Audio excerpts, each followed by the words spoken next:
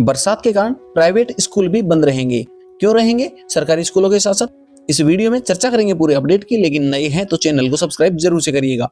तो हिमाचल प्रदेश स्कूली शिक्षा बोर्ड ने राज्य के स्थित सभी मान्यता प्राप्त निजी स्कूलों को मानसून अवकाश की तिथियों का सख्ती से पालन करने के लिए निर्देश दिए हैं।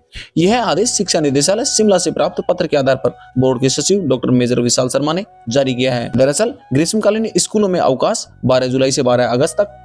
इसके अलावा कुल्लू जिले में विशेष अवकाश 18 जुलाई से 12 अगस्त, शीतकालीन स्कूलों में 7 अगस्त से 12 अगस्त, जबकि अत्यधिक गर्मी वाले क्षेत्र के जो जितने भी जिले हैं वहां पर 3 अगस्त से 12 अगस्त 2025 तक के अवकाश की घोषणा हुई है। इसके अलावा अन्य समस्त अपडेट्स के लिए हमें सब्सक्राइब जरूर से करिएगा।